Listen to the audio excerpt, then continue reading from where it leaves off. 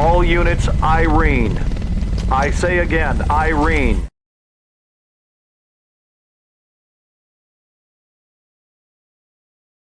Virginia A. Jacko, president and CEO of Miami Lighthouse for the Blind and Visually Impaired, explains what she learned about vision after losing her sight.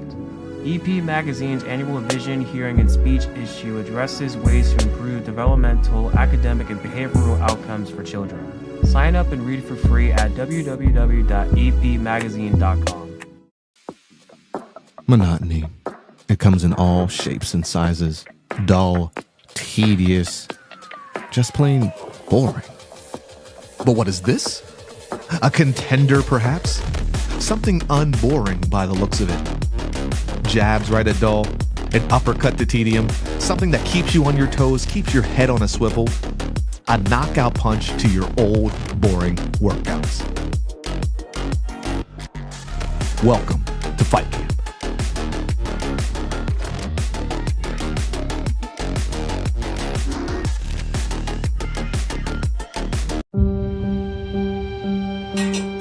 Am I under arrest? You've assaulted an innocent man in front of his wife and baby girl. Do you remember any of that? Does the defendant have any priors? Resisting arrest, DUI, assault. My client has been awarded a Purple Heart and a Bronze Star Medal for his combat service. I'm ordering you to undergo a 60-day outpatient rehabilitation program. Good luck. Nah, I'm not doing that. Do you know what the VA's put me through? If you have a brain in your head, you're going to listen to me right now. Because the next time you try to provoke a lethal response from law enforcement, you might not have an angel sitting on your shoulder. The courts think that you're gonna fix me. I hate to disappoint you, but I can't fix you. That's your job, not mine. Did you know that your father got out? He's a dangerous man, Calvin. Be careful. We came back and they spat on us at the airport. No homecoming parade, no celebrations. You can't pretend like you have any idea what it's like to be in combat. No, but what I do know is this field of work that I've dedicated my life to has helped a lot of people. When you got back, something was different. It wasn't that you'd changed. You'd been replaced. You lose your morality when you go to war. And the hard part is coming back to a civilian society that doesn't have any idea what's going on in your head. It's hard to believe my enemy is the man I used to be. I bet you wonder, where's my tribe? And I ain't talking about no friendship neither. I'm talking about brotherhood. What is it that you truly want, Calvin? I just want to wake up in the morning and feel something. My pain is relative, son. Sometimes we gotta fall apart to find ourselves all over again.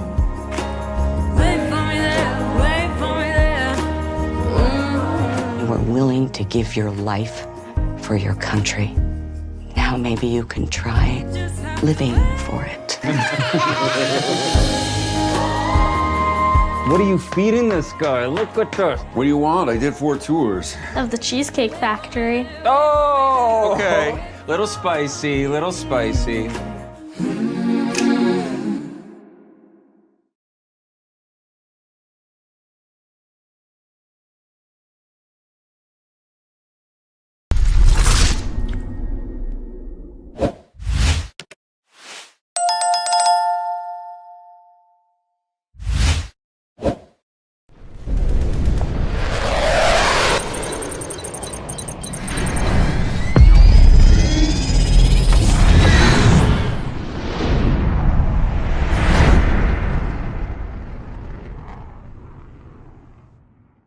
The movie, music, news, television promos, trailers, and videos used by Oscar Mike Radio are protected by the Fair Use Act. Section 107 of the Copyright Act. 1. The purpose and character of the use, including whether such use is of commercial nature or is for non-profit educational purposes. 2. The nature of the copyrighted work. 3. The amount and substantiality of the portion used in relation to the copyrighted work as a whole. 4. The effect of the use upon the potential market for or value of the copyrighted work. I joined the military to be a part of something bigger, and solving complex problems was part of the job. But when it came to my mental health, I had no clue where to start. Thankfully, you didn't need to figure it out alone. If the veteran in your life is having a hard time, you can be the one to offer help. VA has resources like family education about mental health challenges, couples therapy, and parenting courses, so you can help your veteran build a brighter future. Learn more about resources available at mentalhealth.va.gov/families.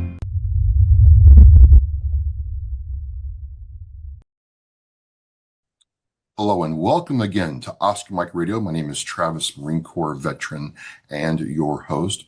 Oscar Mike Radio is co-produced with Sinister One Productions. What's your podcast doing? I want to thank my sponsors, Joyce Asek of Asek Real Estate, Danielle Rocca with Echo 6 Creations, and my supporters, Case on Shaving Company, Fight Camp, and Exceptional Parent Magazine. One of the things that I discover and have discovered during Oscar Mike Radio is just how much I don't know about the veteran experience, about things like PTSD and MST and other things like that. And I welcome every opportunity to learn and share with you. My next guest embodies that. I want to introduce Dr. Carla Stumpf-Patton with TAPS. And it's just a very special show for me because I'm getting to learn from someone who lives this every day. Doctor, welcome to Oscar Mike Radio. Thank you, Travis. It's a pleasure to be here, and thank you for allowing me to be a guest and talk about this important topic. You know, we're going to get into the whole breadth, or try to get to the whole breadth of what this program encompasses. But for those out there, this is a very personal mission for you. Can you give us a little background about who you are and how you got into doing this kind of advocacy, Doctor? Sure. Well, I serve as the vice president of our suicide prevention, intervention, and postvention programs. By trade, I am a licensed psychotherapist, and my subject matter expertise is in the areas of bereavement, trauma, and suicide, particularly within the military. All of that really comes after the fact of being personally impacted by suicide. When I lost my first husband, my first spouse, he was an active duty Marine, post-Gulf War era, where he had served with the ground troops. He was a drill instructor in the Marine Corps, and he died by suicide at the age of 24, 31 years ago. And so I was impacted very personally and profoundly at a very young age. And we were expecting our first child at the time when he died. I gave birth several days after his suicide, and that changed me profoundly. But that also was during a time when there were no resources. It was very isolating. There was no platform for those who've been impacted by suicide to really share their experience, as well as help towards prevention efforts. So that really became, my quest, so to speak, that drove me professionally into this field, and why what I do at TAPS is obviously very personal, but it comes from such a place of commitment and passion and dedication. And the work that we do ultimately is still saving lives. So it's something that also is very hopeful in the work that we do, trying to help those in our military community who've been impacted by suicide. This resonates with me because many of the reasons I started Oscar Mike Radio was around veteran suicide. I did not experience it like you do.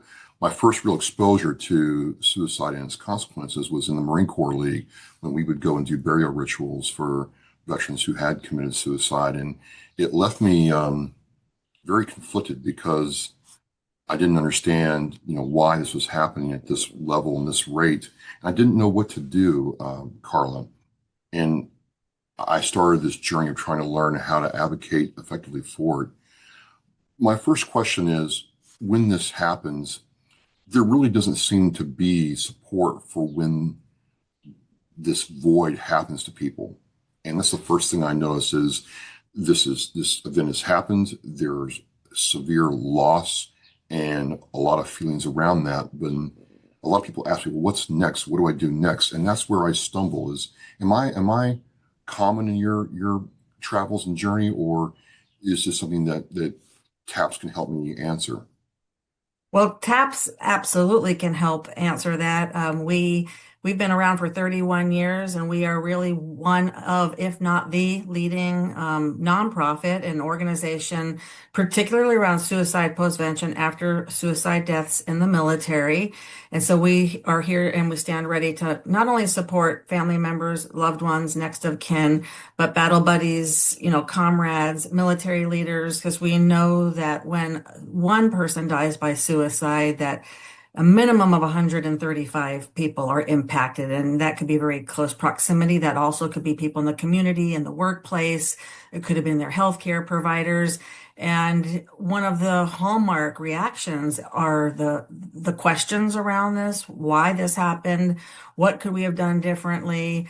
It's really how, those of us who've been impacted by suicide loss, we're left wondering about that. We cannot bring the person back that we love, but it's almost universal that most of us want to learn from that tragedy and in the look back, in hindsight, what could we have done differently? Is there something, to improve the systematic, offerings to help, to encourage people with help seeking behaviors? So there's so many questions around the, if only and would have, could have, should have, why.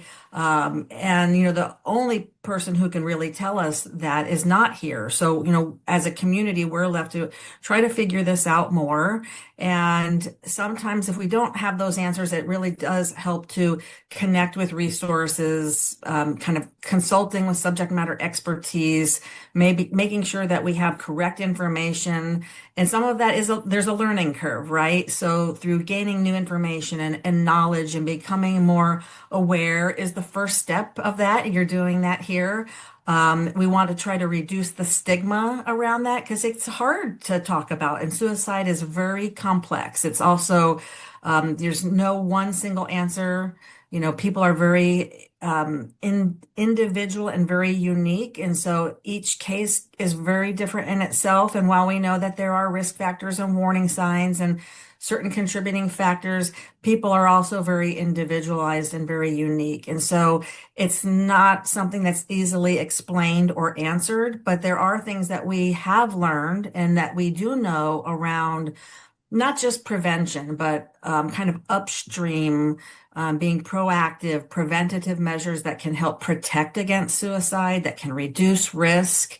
And a large part of that is the messaging, how we talk about that, how we respond to suicide, and understanding the different facets, whether it's kind of upstream early prevention, if it's intervention kind of in the middle of or the height of a crisis, or perhaps after a suicide attempt, and then after a suicide loss. And these components are all equally critical when we look at protection and risk reduction. Before we get into all that, you touched on the word stigma, but in my anecdotal personal experience, Carla, one of the parents felt like they were, one, a complete failure as a parent, and then two, this pervasive sense of shame they carried with them because of what had happened. And at the time, and even now, it's still hard for me to understand how to meet them where they are to help them through this. Where does this sense of shame come from, and how do we lead someone or help someone through that part of this healing process? Well, I think it's important to address stigma from two perspectives. One, the stigma around those who are struggling with suicide. So historically, sometimes whether it's stigmatizing language, or judgmental language, things that might be from cultural or religious or kind of ethnic taboos that keep people from either asking for help. It could be the stigma, within our military culture, if I ask for help, I might be viewed as weak, or less than, which is, it's completely the opposite. When asking for courage and seeking help, or asking for the help, is courageous, right? It's difficult to do that. And then there's also the stigma for those who have been impacted, and family members, loved ones, friends. And sometimes that stigma is self-imposed, what we kind of put on ourselves. And sometimes it's from the society around us, who unknowingly might think, well, you were their wife, you were with them every day. Why didn't you see it? Or why didn't you know more? And again, kind of like the why, and sometimes finger pointing, blaming, shaming, whether it's at ourselves, whether it's, at the systemic issues, if it's at another person, organizations, because we all are wondering, why didn't somebody notice? Why didn't somebody do something, to help or to intervene? And many times for those of us who've been impacted personally, we do that ourselves too. Why didn't I notice? Why didn't I, see the signs and do something more, or do something different? And even in cases when those of us may have done all of that and we tried at, with our best efforts, it's still very hard to grasp and understand, the concept of suicide. So stigma in itself is also a very large topic. And so I think it's something we want to be delicate about, particularly for those who are coping with a loss, that we're not implying and shaming in any way. It's quite the opposite, that we want to be sensitive. We want to be compassionate. We want to be caring. We want to understand. And so I would say if you're supporting someone else, this is something you're not going to have the answers to. You can't fix this. You can't explain it away, but by being present and by listening, and you maybe even listening, what are the needs that people are having? Maybe we can get them connected to resources. Do they want to connect with peers, maybe a surviving parent to connect with other parents, or a spouse with another spouse, or, adult children or adult siblings, with their peer group. And sometimes with that, there can be a lot of understanding to see that you're not the only one. And sometimes it might be connecting to resources to gain that deeper understanding, and maybe to even understand more about the complexity of suicide and some of the contributing factors that, because oftentimes people want to have a deeper understanding. What was, either my loved one or the person who died, what was it, to the extent that they were experiencing that it got so bad that this was the only solution in that moment, that they saw as being able to solve the problem at hand. So and correct me if I'm wrong here, I hear that there's, going backwards to forwards, there's the postvention, the intervention, and the prevention aspect. Is there another phase we need to be mindful of when talking about suicide? I think that really, when I explain it and I try to break it down, because it is very enormous and complex, I look at kind of those three particular components, if you will. Of course, from a postvention perspective, that usually refers to either after a suicide attempt or suicide death. After a suicide attempt, which, there's interventions that happen then as well. It's still a very high risk time. So we want to make sure that we're still offering really good, competent kind of post-intervention care. But really, when you think about the facets of kind of what you said, kind of postvention, which is after either an attempt or after a death, intervention is usually in the middle of or during either, an emotional crisis, extremely stressful times, or suicidal crisis. And then prevention really being more kind of upstream, if you will, more proactive, preventative around education and awareness and the things that we want to do before, ideally, a crisis emerges, which we're looking at increasing protection factors and risk reduction and increasing safety. But I think the important thing to think about or to understand is how they are all very closely interrelated. And so many times people might view postvention after a suicide death as grief and loss support, which it is. However, it's much more expansive than that. And so if I could kind of convey a message, we lead with how postvention has to be incorporated into any suicide prevention strategy, because how we respond after a suicide loss with the services, the care, the outreach, the support is critical for future prevention efforts. And I'll explain why, because we know those who've been impacted by a suicide death are at increased risk now themselves for either mental health issues, substance use and abuse issues, suicide thoughts and suicide behaviors, particularly around the fact that the loss is very traumatic in many cases, unexpected. It could be very graphic in details, graphic in detail. And these are the things that increase someone's risk. So when we can provide immediate care when they've been impacted, we drastically can reduce that risk. So when you think about our military community, whether it's active duty, whether it's in the veteran community and our military family members, when they've been impacted by a suicide loss, we know that they can be at increased risk. So how we respond, ideally with very quick, competent care, we're always looking at creating safety and reducing risk. So you can see how it ties right back into being preventative for future efforts that will help save lives. I wanted to bounce something off of you in this vein then, because I'm not a clinician, I'm not a licensed social worker, I'm not. But I play video games, I'll admit that freely, and I'm playing either Destiny or Call of Duty with my buddies, and we're sitting around talking one night, and it's like, one of them said, hey, I used to feel lonely until I picked up my controller again and started being around you all. And that got me down this little rabbit hole. And there's a VA report, and I'll share it with you after the show. I'll email it to you if you want to see it. But it talks about how loneliness and suicide are related. Mm-hmm. And just unscientifically, it's like, maybe that individual I was playing with found that by coming in the lobby and, busting each other's chops and talking with each other, he didn't feel lonely. And I don't know if it's talked about enough, but I'm just asking you, uneducated literally in this regard, does loneliness have is a component of suicidal ideation, doctor? Absolutely. Okay. That can be what we might call like a contributing factor. Okay. It can be, a risk factor.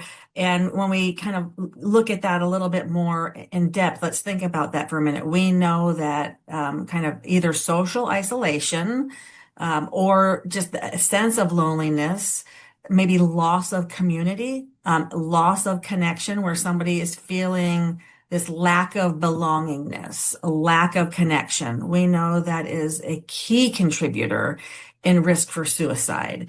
And so instinctually, what you just said, you're spot on. When we can foster a sense of connection, of belonging, a sense of community. And if you think about in our military, community, while people are active duty, they have a much stronger sense of that in many cases. But why the separation out from that can be one of the most difficult transitions. And, the sense of community changes. You might not have the same amount or frequency or intensity of connection and sense of community.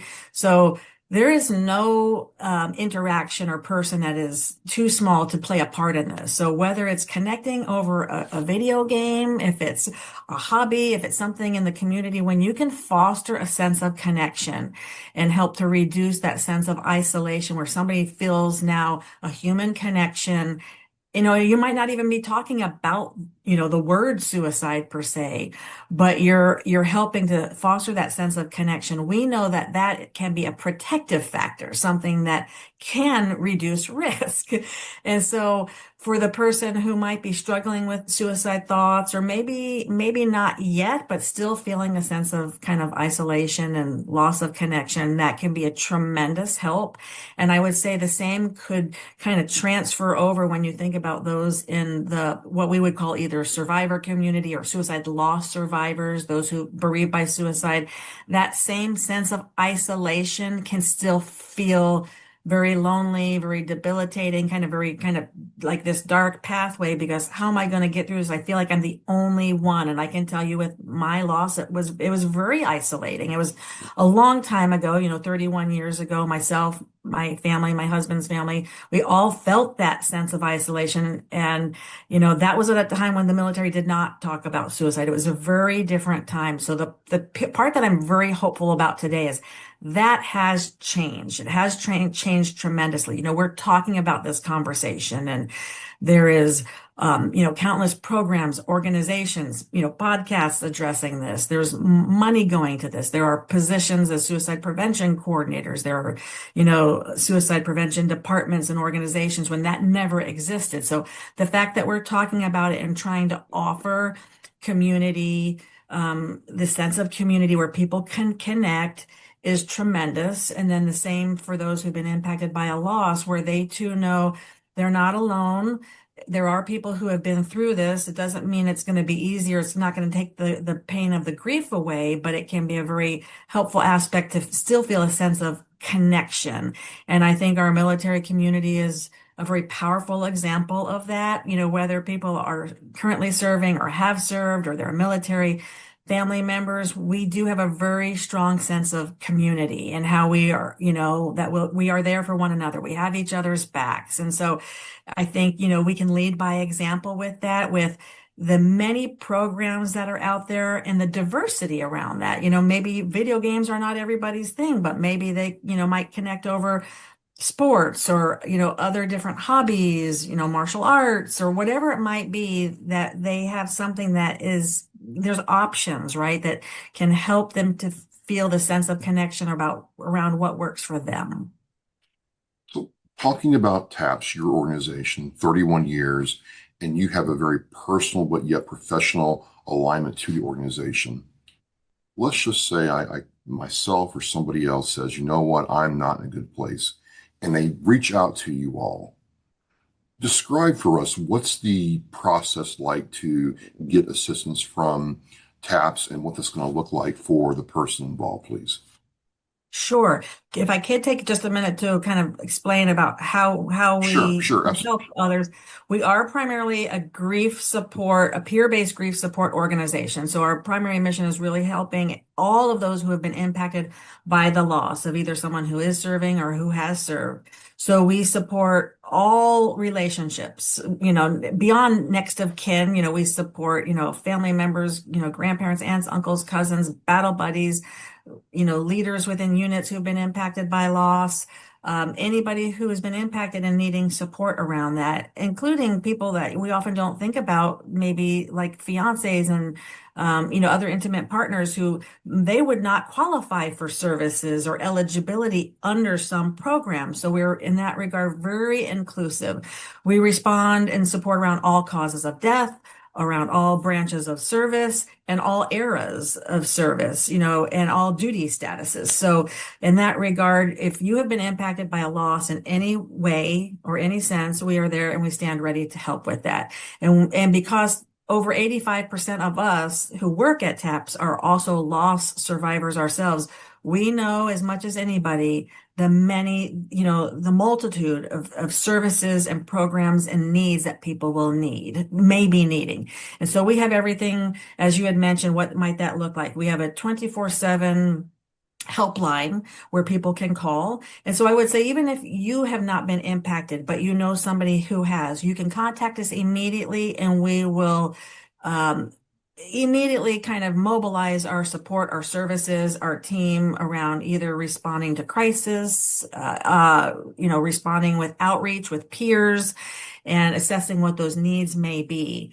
And so whether they, you know, go onto our website and do an inquiry or they call our helpline, we will immediately respond with kind of addressing and meeting those needs of care. So, you know, in a hypothetical situation, if there's been a suicide in the community, you know, if it is somebody within leadership and they contact us, we will support leadership and hopefully get connected to family members and other loved ones.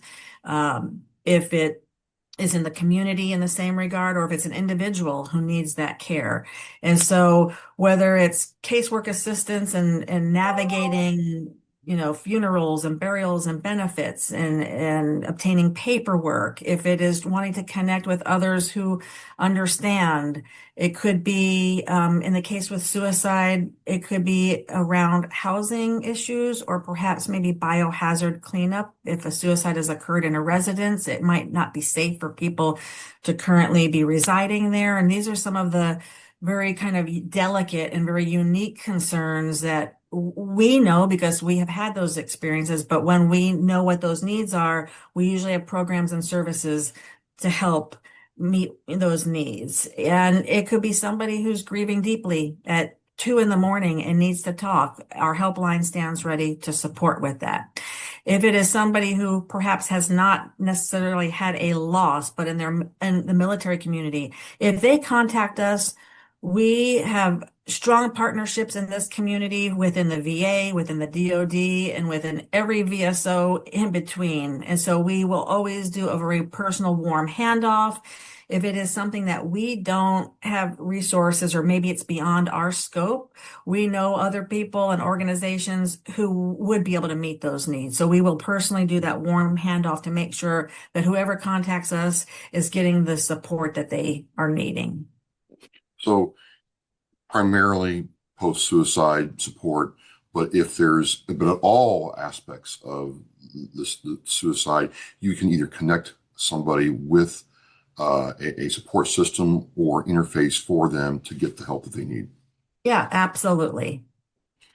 It's interesting because I've interviewed some people here on Oscar Mike Radio and talked to them off microphone. They didn't want to come on the show at all. And they talk about, they serve in the military, and one of their, fellow squad mates, sailors, airmen, Marines committed suicide. And 10, 15, 20 years later, that moment in their life is still keenly felt. So they can still feel the emotion all that time later. And some people have a hard time with that. Why, beyond the obvious, why does that moment stick in their minds for so long? Because you hear the phrase, time heals all wounds, but that doesn't seem to be the case here, Doctor. Well, I think a couple of things. Hopefully I can address all of that. I think in general, we know with grief, that's still not necessarily true. Time does give us the opportunity to reflect and have hindsight and to look back and maybe gain deeper understanding, even in our own healing and our own growth. But it really is the work that is done in that time. Kind of what we might call like the grief work, right? Of really being able to process the emotions, connecting to peers, receiving the support, the services that can help. It might be counseling, grief support groups. There's a lot of things involved in that healing. But I think the other thing that what you're touching on that we talk about, particularly with suicide loss, is in addition to grief, there's a very traumatic sense here related to suicide. It could be the direct exposure to suicide. Without elaborating too much, I can use my husband, drill instructor, Sergeant Richard Stumpf. He was a drill instructor at the time at Paris Island when he died by suicide. His suicide was in the workplace. And on that day, there were hundreds of Marines and recruits who were impacted by his loss. There were people who did not know him personally, who were perhaps not grieving, but they were dealing with trauma.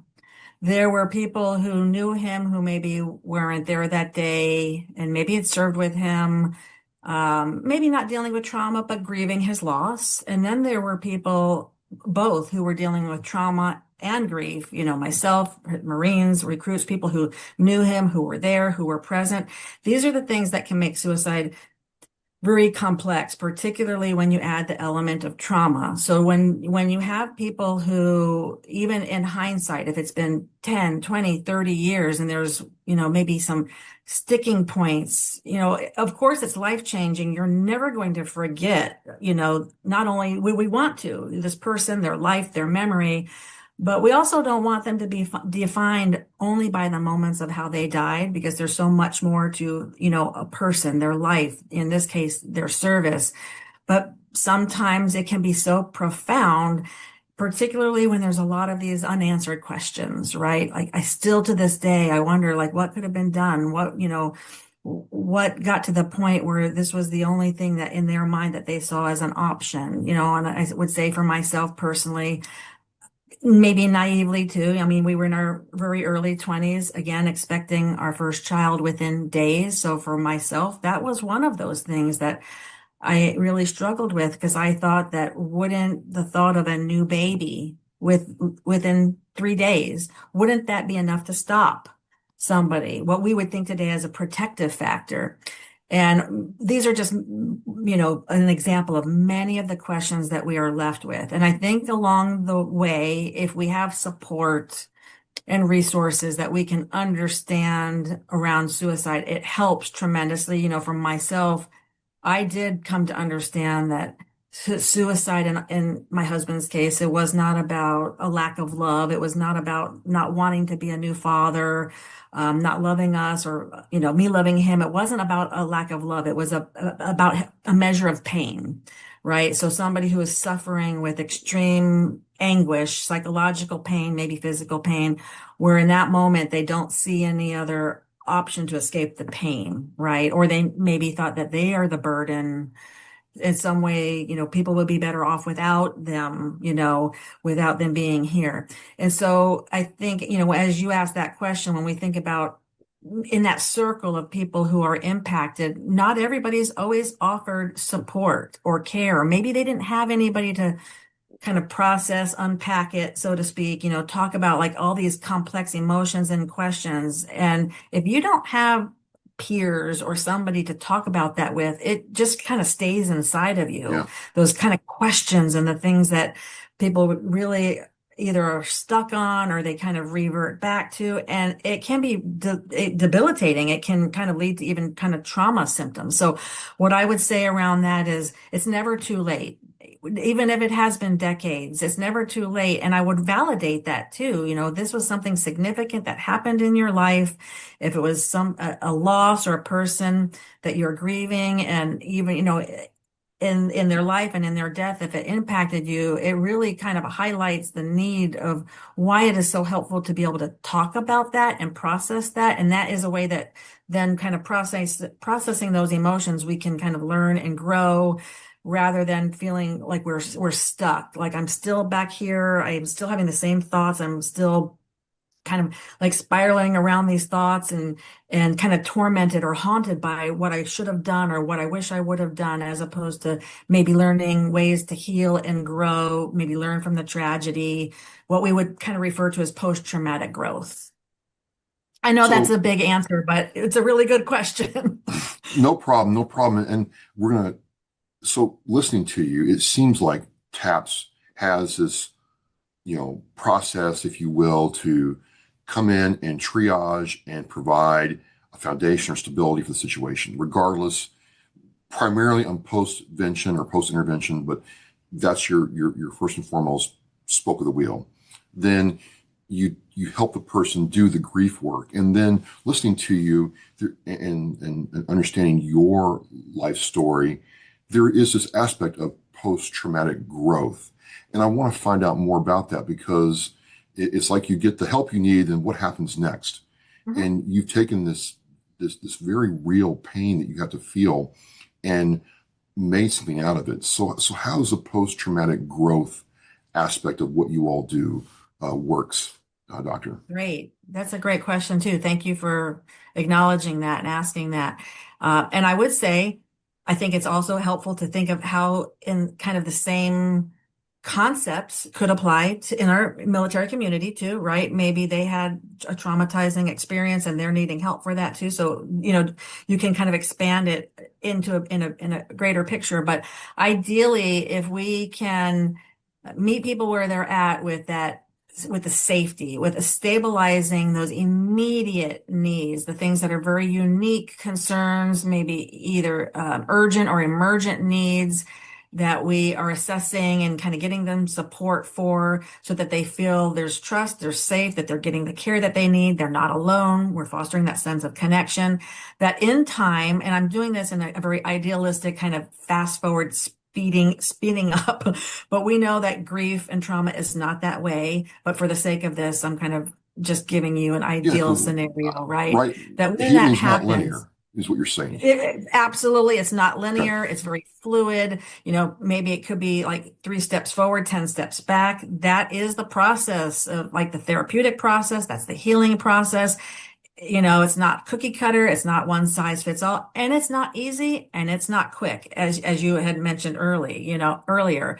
It takes a lot of work and effort, but that is when you will kind of see the fruits of your labor, so to speak, that by doing that work, is really how we can get to that aspect of healing and growth. And so in terms of what we do at TAPS and our postvention model, that ideally the quicker that we can connect with people, the soonest we can do that, days, hopefully hours, days, weeks, maybe months, or if they come to us after the fact, we can kind of meet them where they're at. But we want to meet those needs. We want to then give them opportunities, the venue, the platform, whatever it might be, to process their grief, their emotions, their trauma. So they might be getting connected to professional care with counseling. Maybe they're needing some treatment around trauma. Maybe they're connecting to support groups in local community, peer support connection. So whether that's, veteran with another veteran, a bereaved family member, like a spouse with a spouse, that we have found that peer connection combined with professional care, whether it's, counseling or treatment, those are the things that have very hopeful outcomes, because we're fostering connection. We're fostering that sense of belonging and connecting to services. And when that happens, we usually will see, another shift in people where they'll say, you know what, now that I look back and I see how, where I was at the time, I didn't know if I was going to, I didn't know how I'd make it through a week, let alone a month or a year. But, I went to a survivor seminar where I met other, our TAP suicide survivor seminar. I came to that event and I met people like me, or I went to a retreat, or I finally found a counselor who understood suicide loss, or, maybe they went to a program that we've worked with partners to receive help for their trauma symptoms. And they're starting to notice some glimmers or aspects of healing within themselves, right? And so there's another shift that can start happening when they start thinking about a more hopeful future ahead. They're, thinking about, who am I now? What have I learned from this tragedy? Maybe they want to give back. There's a meaning making aspect here, a deeper sense of purpose, particularly when connecting to a community where they're not feeling so isolated. And that's when we oftentimes will have bereaved survivors who will say, you know what, you helped me so much in the beginning, or the services, or whatever that might be, that I want to give back now too. And so many times people then will become, a peer mentor themselves. And we have programs and trainings to help with all of that as well. And as we see many times in our military community, how peer connection is incredible. And many of those people then end up coming back and they work at TAP. So when you think, like, post-traumatic growth can look very different for everybody, but usually around finding a deeper sense of purpose, around there's a shift as well from not just the moments of the death of their person who died or their loved one, but also the sense of hope for the future ahead, and that receiving the care was very helpful, but now maybe giving back, or maybe going back to school or a new career, or if nothing else, kind of embracing, that I'm worth it. I'm worth the effort that I put into it. And in spite of this tragic loss, there is hope ahead for myself. We also see a tremendous amount of advocacy at this point, where people want to, kind of speak up. They want to share their stories. We know that stories can be very healing and informative. They might help towards legislation and policy change. They might share their experiences that can help for prevention efforts, within different service branches, kind of looking back what might be improved, or changed to help with future prevention. So it can look very different, but we want people to know it's possible. It doesn't just happen automatically on its own. It does take the time and the work, but it also takes support. We can't do it alone, right? We need community to help us.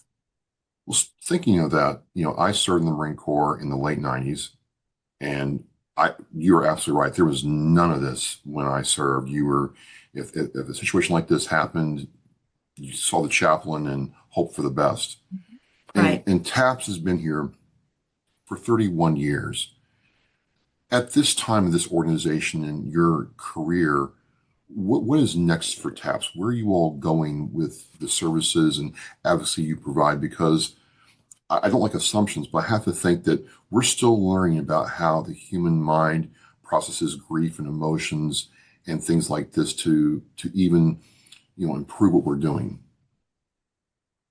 Well, I think, again, there's a lot to reply to that too, right? As Right, far as right. a nonprofit, we're not funded by the government. And so we're constantly, like anybody else, we're having to make sure that we're meeting the demands that are coming to us. And unfortunately, that has not subsided.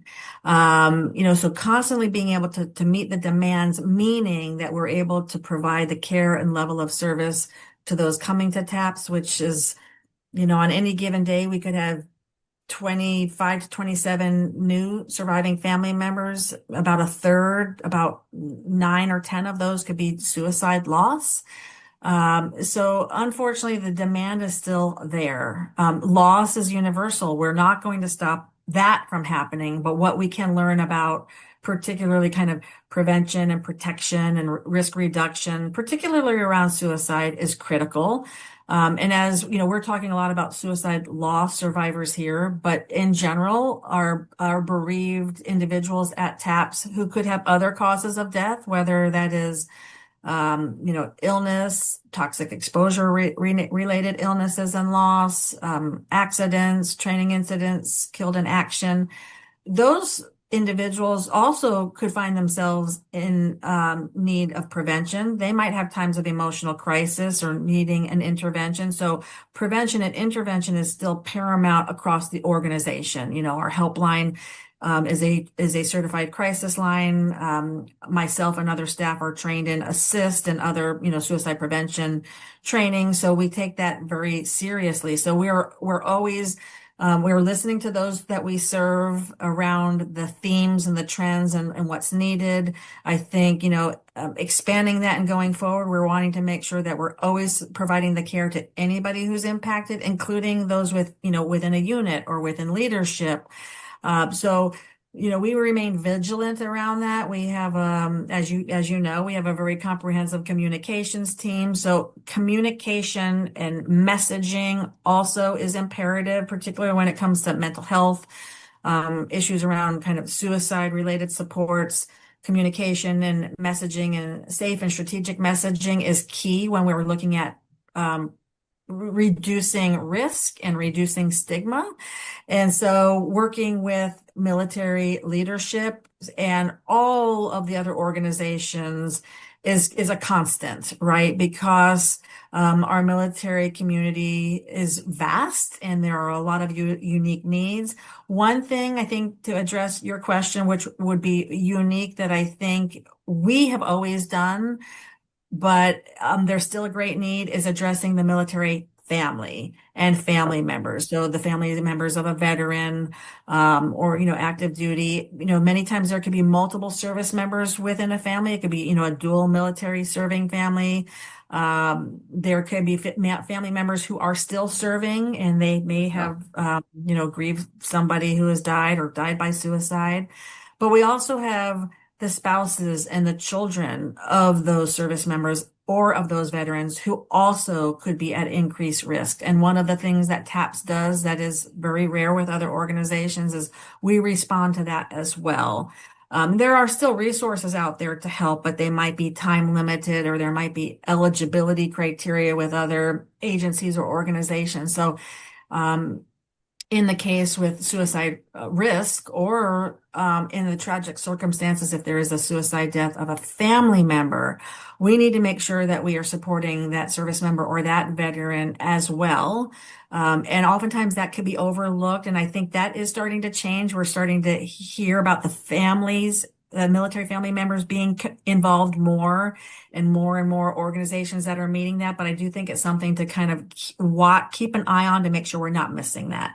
You're a nonprofit, so support is needed to do and advocate and help people the way you need to. How can people connect with TAPS, help, provide assistance, and support what you all are doing, Doctor?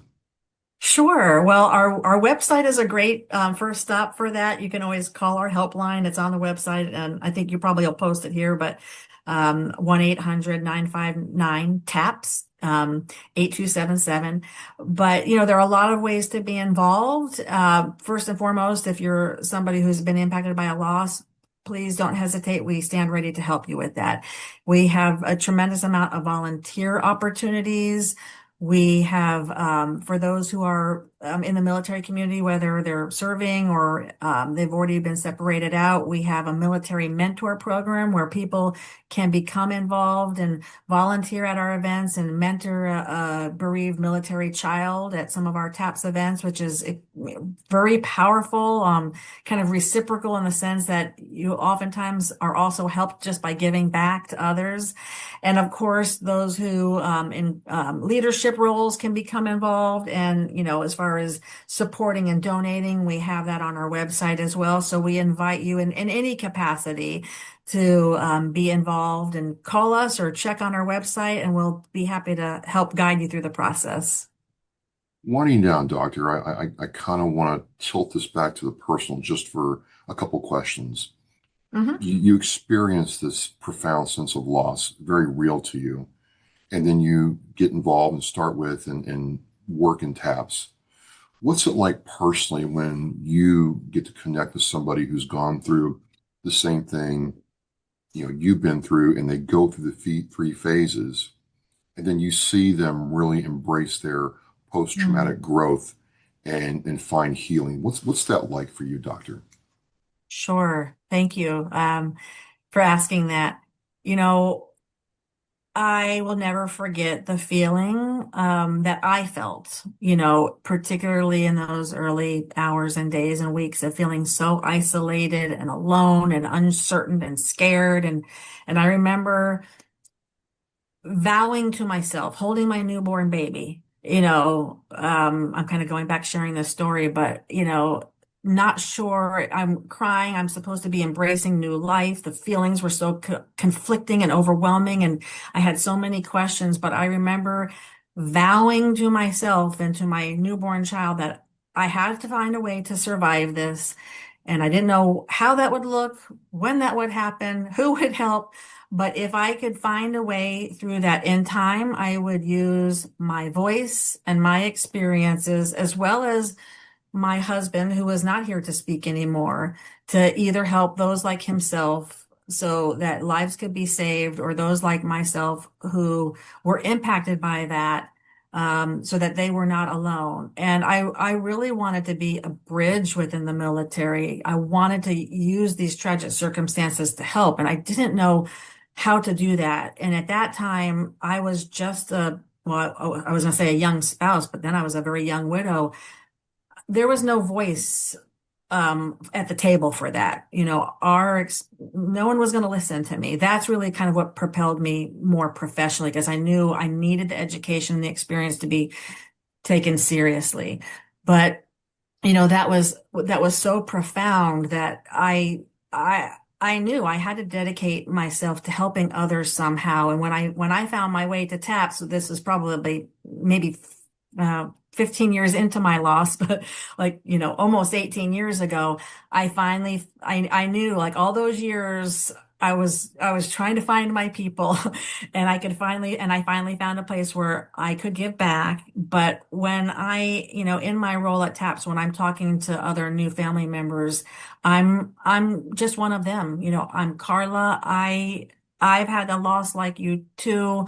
I don't know what you've been through, but I think I can relate in ways that, other people can't. And when I can lead with that, usually most cases I can hear a sense of relief, because, we help with people around the country and sometimes around the world, because, so we have to do a lot of that remotely, sometimes it's in person too, when we get to finally meet, but there's a sense of relief. So leading with the peer connection is very powerful, because I can say, I've been there too, but you are not alone. And not only that, but I promise you that we will walk by your side, and you are going to survive this. I think that same message can resonate with service members and veterans too, when they connect to a peer. And when you can say that from the heart, with this altruistic sense that when I say it, I mean it. I've lived it, and I know it to be true. I know you can survive. I know it feels like you're the only one, that nobody can understand, that what happened was so complex that nobody's been through it. But I want you to know that you're not the only one, and you can get through this. It's too hard to do alone. And it's hard to trust, because we're vulnerable at that time too. How do we know that you're not going to take advantage of me or hurt me? And we trust our own instincts, and so the part of that is I always continue to learn, which is part of how TAPS has grown. We have learned from the survivors that we help, what do they need? How can we continue to meet those demands around what they're needing? And I don't like to say rewarding because that sounds kind of selfish, but I would say it's a reminder about I'm where I need to be and what we do matters. And so when somebody says, like, as you shared, like, I didn't know if I would still be here today, Would it be, Yeah. just coin a phrase here, but would it be post-traumatic purpose? Well, the purpose is as absolutely a part of that post-traumatic growth, having that deep sense of purpose. And it is very fulfilling. It is rewarding from an emotional perspective to feel like it's a renewal of purpose. This reminds me of I'm kind of steadfast, and maybe not everybody's going to take it to that extreme, or they might find their purpose in another sense. But you're absolutely right, because in the depth of grief and tragedy and trauma, you can lose sense of purpose. And so purpose in itself is yet another protective factor. When somebody has that sense of identity, the sense of connection, and a sense of purpose, we know that these things are very hopeful for the future. And so thank you for highlighting that. You're absolutely right. So I think a renewed sense of purpose, and hope, and a reminder, about what we do matters. Last question. I've seen it on the website and socials. Love lives on. I just want you to close with what that means to the organization and yourself as we close out, Doctor. Sure. I think it's important, as I mentioned earlier, that while tragic and filled with heart-wrenching grief, that, our loved one's life is not defined by the moments of how they died. There's a life of service and love and maybe before either they got sick or before tragedy struck. And so knowing that lives on, that with grief, that love does not end. And I think that also says something about us as well, that the love for ourselves, the hope for our future can live on too. So I hope that kind of leads with a sense of hope ahead, that, grief in itself does not stop love, and that can continue with our legacy and our actions. Carla, Dr. Stumpf-Patton, I just want to say thank you for sharing so openly and candidly about this very, real aspect of people's lives. The 22 a day is still there. It hasn't really gone down that much. And there's a lot of uncertainty, a lot of pain, a lot of suffering, a lot of worry during this time. And it's nice to know that TAPS is there. And I've learned so much, and I'll have a place to refer people if they go through this. I just want to thank you again for your time. Yeah, absolutely. Thank you for making the time and space to address this. We want people to know that in many cases, suicide is not inevitable, that there is help out there. With that help comes hope, and that sharing success stories about getting that help is a tremendous part of the conversation, for hope ahead. So thank you for highlighting that. Again, I am with Dr. Carla Stumpf-Patton from TAPS. My name is Travis with Oscar Mike Radio. This is all about learning how to help each other and help yourself. We appreciate your time. And as we say at Oscar Mike Radio, we're mission in flight. We'll see you next time.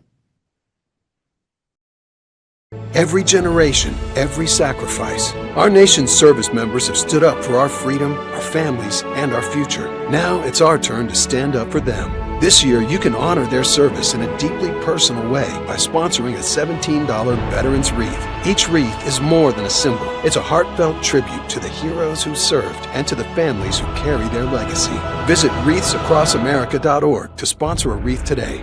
This isn't just a wreath. It's a personal gift to an American hero. Thank you for listening and watching Oscar Mike Radio, where our active duty service members and veterans are in action and the mission is in flight. Oscar Mike Radio is an oversized load Co-Sinister One production. If you are a veteran or know a veteran who needs help, please dial 988 and press 1 for the Veterans Crisis Line.